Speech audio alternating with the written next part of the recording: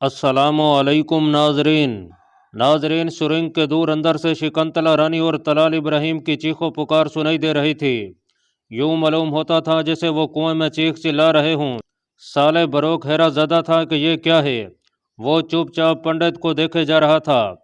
कुछ देर बाद उसने पंडित से पूछा कि वो दोनों क्यों चिल्ला रहे हैं। पंडित ने फर्श में गड़ी हुई मशाल उठाई और साले से कहा कि वो उसके पीछे रहे।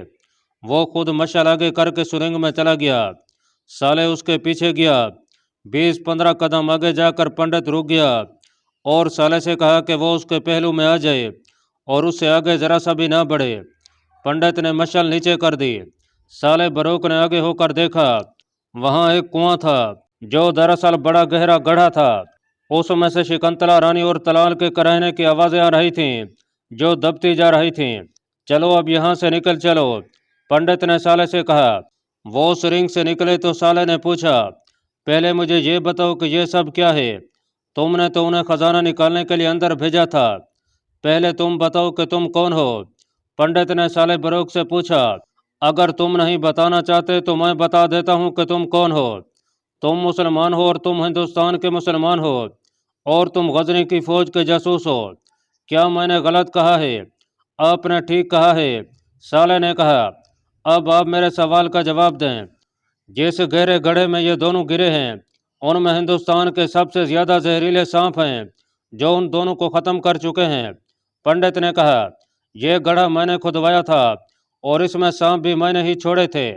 इस गड्ढे के ऊपर मैंने सरकंडे रखवाकर ऊपर मिट्टी डलवा दी थी। अगर ये दोनों मशाल लेकर जाते तो भी गड्ढे में गिरते, क्योंकि मिट्टी उन्हें पता न चलने देती कि नीचे सरकंडे और उनके नीचे जहरीली मौत है। खजाना कहाँ है? इसी जगह है, पंडित ने कहा। अगर इसी सुरंग से खजाने तक पहुंचना हो तो गड्ढे पर लकड़ी का तख्ता रखकर उस पर चल के आगे जाना होगा। एक रास्ता महफूज भी है, मुझे रास्ता ना बताओ, साले ने कहा, वरना मैं अपने रास्ते से भटक जाऊंगा। गौर से सुनो मेरे दोस्त, पंडित ने कहा। मैं तुम्हें बड़े काम की एक बात बताना चाहता हूँ और ये बात इसलिए बता रहा हूँ कि तुम में तमा नहीं। कहते हैं कि जहाँ खजाना दफन होता है वहाँ सांप जरूर होता है जो खजाने की रखवाली करता है। ये बिल्कुल गलत है। कहने वालों ने यूँ कहा था कि खजाना जहरीले सांप की तरह जहरीला होता है। जिसने खजाना हासिल कर लिया वो सांप बन जाता है। वो इस डर से कि कोई उससे खजाना छीन ना ले वो हर किसी को डसता फिरता है। मेरे दोस्त, तुम अभी जवान हो, तुमने दुनिया नहीं देखी। मेरा तजर्बा है कि जिसके दिल में ज़रो जवाहरात का प्यार पैदा हुआ वो इंसान नहीं रहा। इस गड्ढे में जो सांप हैं वो इंसान के गुनाह हैं। उनमें एक का नाम हिर्स है, दूसरे को हवस कहते हैं, तीसरे को रियाकारी कह लो। हर सांप एक गुनाह है। ये सारे सांप इंसान के इर्द गिर्द और पाँव के नीचे रेंगते रहते हैं।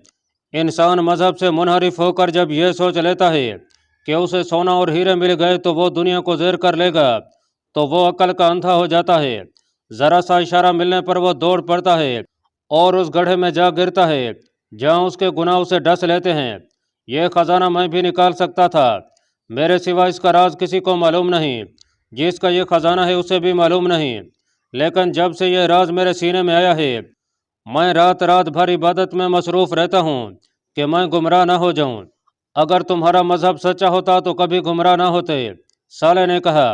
मुझे देखो, तुमने बता दिया है कि सांपों वाले कुएं पर तख्ता रखकर खजाने तक जा सकते हैं, मगर मुझे उस खजाने का ज़रा सा भी ख्याल नहीं आ रहा।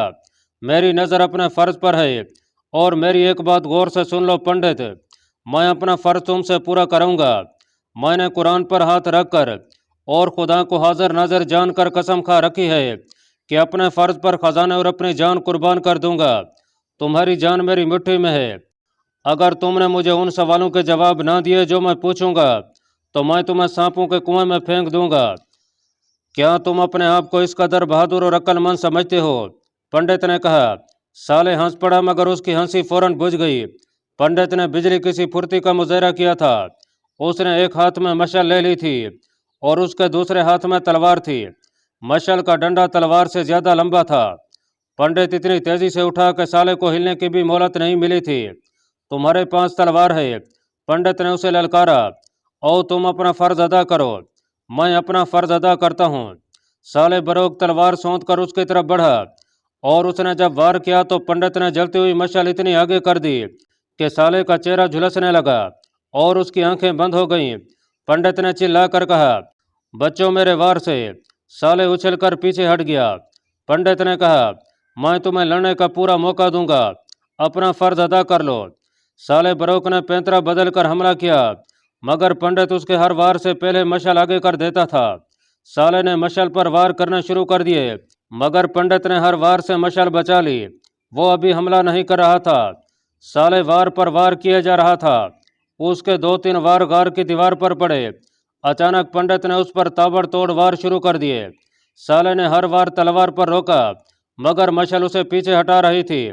पंडित ने एक बार ऐसा किया कि साले के हाथ से तलवार छूट गई। वो तलवार उठाने लगा तो पंडित का एक और वार बचाने के लिए बैठ गया। पंडित ने मशाल उसके चेहरे के करीब की तो साले पीछे हटा। वो बैठे बैठे पीछे हट रहा था।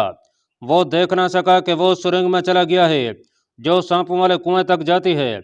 देखो तुम कहाँ हो? पंडित ने कहा, तुम्हारे पीछे भी मौत है और आगे भी मौत है। कहो जिंदगी चाहते हो या मौत? मैं खजाने के लिए नहीं मर रहा। साले बरोक ने कहा, दुश्मन से लड़ते हुए मर रहा हूँ, मुझे यही मौत चाहिए। आगे आओ पंडित, निहत्था लड़ूंगा। पंडित ने हंसकर कहा कि बाहर आ जाओ, तुम नहीं मरोगे। और पंडित सुरंग से बाहर निकल गया। साले बरोक शिकस्त खुर्दा सा होकर सुरंग से बाहर आया। पंडित ने मशाल का डंडा जमीन में गाड़ दिया और तलवार फेंक कर बैठ गया। उसे जैसे खतरा नहीं था कि साले उस पर हमला कर देगा। बैठ जाओ, उसने साले से कहा। तुमने मुझे कत्ल क्यों नहीं किया? साले ने बावकार लहजे में पूछा। मुझे धकेलते हुए सांपों के कुएं में क्यों न गिरने दिया? क्योंकि मेरे दिल ने तुम्हें पसंद किया है। पंडित ने कहा, तुम मेरी तरह फर्ज शनास हो और तुम्हारे दिल में अपने मजहब का एहतराम है, जर्रो जवाहिरात का लालच नहीं। मुझे जंग व जदल से नफरत है। मैं मजहब का परिस्तार हूँ, लेकिन सिपाही हूँ। तुमने देख लिया है, तुमने जिस तरह खजाने को ठुकराया है, इसका मैं तुम्हें इनाम देना चाहता हूँ। अगर तुम मुझे इनाम देना चाहते हो तो वो चीज़ दो जो मैं मांगूँ। साले ने कहा, मुझे इस खजाने में से ज़रा सा भी इनाम नहीं चाहिए जो तुमने यहाँ छुपा रखा है। बोलो क्या मांगते हो? पंडित ने कहा, कनूज की फौज सुल्तान महमूद से कहाँ लड़ेगी? साले ने पूछा, कले में मासूर होकर या बाहर आकर? सुनो मेरे मुसलमान दोस्त, पंडित ने कहा, हम एक दूसरे के दुश्मन हैं। मुझे तुम्हें ऐसी कोई बात नहीं बतानी चाहिए जो मेरे मुल्क के नुकसान का और सुल्तान महमूद की फतह का बहस बने। लेकिन मैं सिर्फ इसलिए तुम्हें काम की एक बात बता देता हूँ कि तुम ईमान और इखलाक के पक्के हो और तुम्हें अपने फ़र्ज के साथ प्यार है। मैं तुम्हें बहुत बड़ा इनाम दे रहा हूँ। यहीं से वापस चले जाओ और अपने सुल्तान से कहना कि कनूज का रुख ना करे। हमारा महाराजा ऐद कर चुका है कि वो सुल्तान को कनूज में जिंदा जलाएगा और वो गंगा और जमुना के दरमियान का ये इलाका गजनी की फौज का कब्रिस्तान बना देगा। क्या तुम्हारे महाराजा के पास इतनी ताकतवर फौज है? साले बरोक ने पूछा। जब कोई फौज अपने दुश्मन को फराह करने का तहिया कर लेती है तो वो अपनी ताकत और तादाद को नहीं देखा करती। पंडित ने कहा, कनूज की फौज का हर एक सिपाही गजनी के सुल्तान से और उस मंदिर की तौहीन का इंतकाम लेने के लिए तैयार हो चुका है जो उसने यहाँ आकर उजाड़ा है। लेकिन मेरे दोस्त, महाराजा कनूज अकेला नहीं, लाहौर के महाराजा भीमपाल नडर की फौज भी पहुँच गई है। कहाँ है ये नहीं बताऊंगा। पंडित ने कहा, मैं तुम्हें बता रहा हूँ कि अपने सुल्तान को जाकर खबरदार कर दो, वो खुश होकर तुम्हें इनाम देगा। उसे बताओ कि इस जंगल में उसके लिए जाल बिछाया जा चुका है, वो इस जाल से नहीं निकल सकेगा। उसकी फौज का वही अंजाम होगा जो महाबन की फौज का उसकी फौज के हाथों हुआ था। महाबन की फौज जमुना में डूब गई थी, अब गजनी की फौज को इस दरिया में डूबना है। भीमपाल नडर की फौज के अलावा यहाँ एक और फौज भी है। ये मिथरा, हिलंद शहर, महाबन वगैरह की शिकस्त खुर्दा फौजों के भागे हुए सिपाही हैं जो कनूज में है तो उनकी एक फौज बना ली गई। ये लोग इंतकाम की आग में जल रहे हैं। तुम्हारे सुल्तान को कनूज के मुहासरे का मौका ही नहीं मिलेगा। और मेरे दोस्त, हकीकत यह है कि गजनी के सुल्तान महमूद का मुकाबला कहीं भी नहीं हुआ, मगर अब उसकी अपनी फौज मुकाबले के काबिल नहीं रही। हमारे महाराजों ने उसे मौका दिया कि वो कनूज के जाल तक आ जाए। वो आ रहा है, जाओ और उसे रोक दो। उसे कहो कि इंसानों का नाहक खून बहाने और परदेसी सिपाहियों को यहाँ लाकर मरवाने से बाज आ जाओ। और यहाँ जिंदा जलने की बजाय गजनी जाकर बादशाहों की तरह मरो। वो बाहर निकले। बाहर दो घोड़े खड़े थे। पंडित ने साले बरोक से कहा कि एक घोड़ा शकुंतला रानी का है जो अंदर मरी पड़ी है, इसलिए ये घोड़ा साले ले जाए। नाजरीन, अगले रोज पंडित महाराजा कनूज राज्यपाल के पास बैठा हुआ था। उसने महाराजा को बताया कि उसकी चहेती रानी शकुंतला को खजाना खा गया है। उसने पूरी तफसील से उसकी रानी की मौत का वाक़या सुनाया। महाराजा पर जैसे इसका कुछ असर ना हुआ हो, उसके होंठों पर मुस्कुराहट आ गई और उसने पंडित को खराज तहसीन पेश किया। मैंने एक और कारनामा कर दिखाया है। पंडित ने महाराजा से कहा, रानी के साथ गजनी के एक जासूस को भी सांपों के कुएं में फेंक दिया है और एक और जासूस को धोखा देकर जिंदा रखा और ये बताकर वापस जाने दिया कि अपने सुल्तान से कह दे कि कनूज का रुख ना करे। पंडित ने साले बरोक को जो कुछ बताया था वो महाराजा राज्यपाल को सुना दिया और कहा कि मैंने आपकी इज्जत की खातिर, आपको फतह दिलाने की खातिर और इस मंदिर की इज्जत की खातिर झूठ बोला है। मेरे झूठ को सच साबित कर दें, खजाने को जहन से उतार दें, वहाँ तक कोई नहीं पहुँच सकता।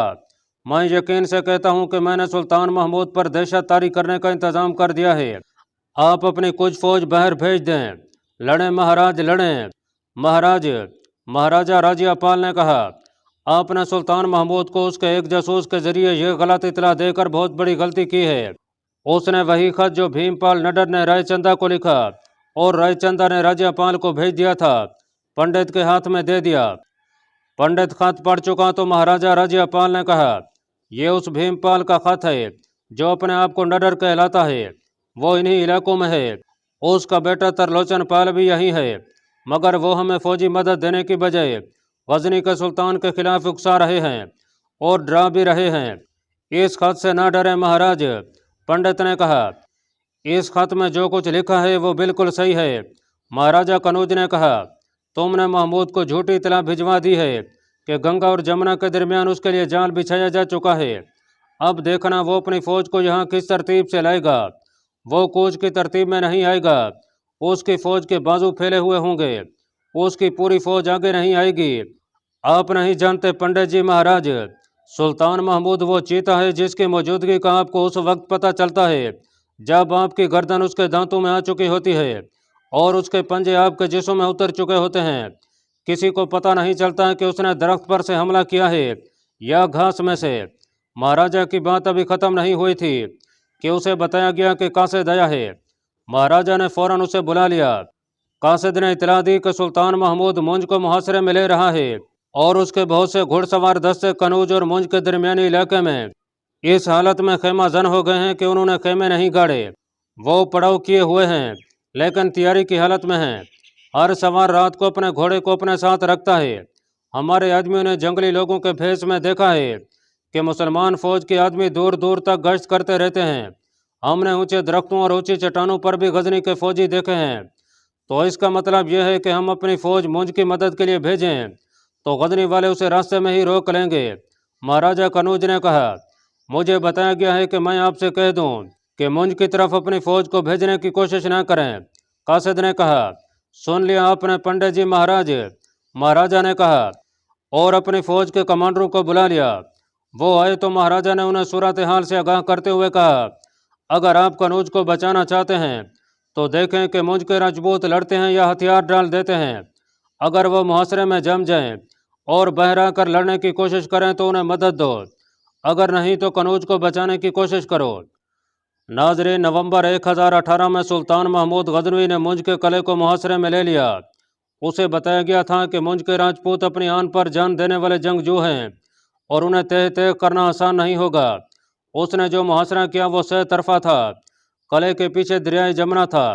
सुल्तान को यह भी बताया गया था कि मुहासरे पर कनूज की फौज हमला करेगी।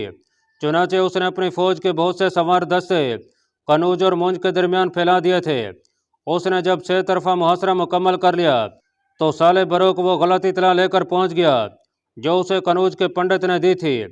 सुल्तान महमूद को बताया गया कि एक जासूस ये इतला लाया है। सुल्तान ने उसी वक्त मित्रा को एक कासिद इस पैगाम के साथ दौड़ा दिया कि जो फौज वो मित्रा छोड़ आया है उसके आधे दस्ते फौरन मुंज आ जाएं और तमाम हाथी साथ भेजे जाएं। उस वक्त तक उसके पास कमोबेश 350 जंगी हाथी थे जब यह कुमैक आ गई तो सुल्तान महमूद ने उसे उन दस्तों से भी आगे कनौज की तरफ भेज दिया जो कनौज और मुंज के दरमियान तैयारी की हालत में मौजूद थे। हिंदुस्तान पर महमूद गजनवी के 17 हमलों में मुंज के मुहासरे का जिक्र नहीं मिलता। तफसीलात में जाएं तो थोड़ा सा जिक्र आ जाता है, लेकिन मुंज के मुहासरे और मार्के में सुल्तान महमूद को इस कदर जोर सर्फ करना पड़ा था जो मिथरा, हिलन, शेर, महाबन और आसनी की फतवात को मिलाकर भी सर्फ नहीं हुआ था। मुंज के राजपूतों का यह आलम था कि फौजी और शहरी में कोई फर्क नहीं रहा था। 9 उम्र लड़के भी अपने शहर को बचाने के लिए निकल आए थे।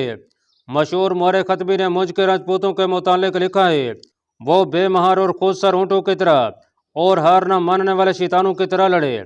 सुल्तान महमूद मुहासरे की कमान खुद कर रहा था। वो जिधर से अपने जैश दरवाजे तोड़ने के लिए या दीवार में कहीं सुरंग लगाने के लिए आगे भेजता था, उन पर तीरों और बर्छियों की बौछारें आने लगती थीं।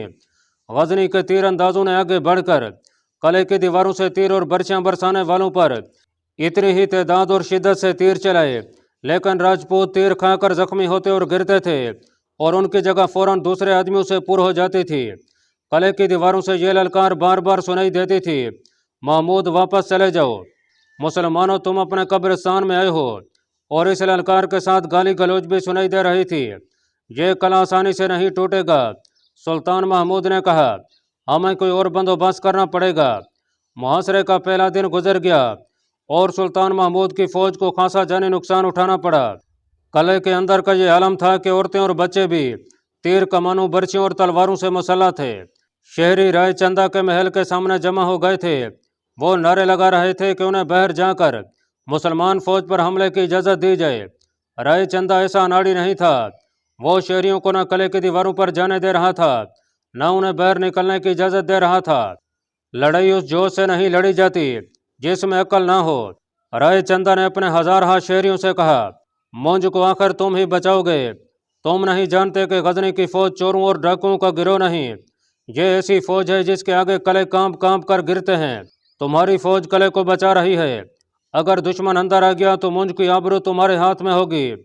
हम मुंज अपने दुश्मन को इस तरह नहीं देंगे जिस तरह उन बुज़दिलों ने मिथरा उसे दे दिया और हिरी कृष्ण वाजियों का अत्याचार कराया है।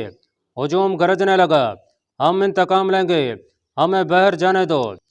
राय चंदा ने हुजूम में से बहुत से जवान आदमी अलग कर लिए और ये बताकर कि उन्हें जान की बाजी लगानी है अपने साथ रख लिया। राय चंदा के महल की औरतें भी मुसल्लह हो गई थीं और वो शहर की औरतों को लड़ने मरने के लिए मुनज़्ज़म कर रही थीं। सिर्फ एक औरत थी जो खाको खून के इस हंगामे से ला ताल्लुक थी, वो राय चंदा की बेटी राधा थी।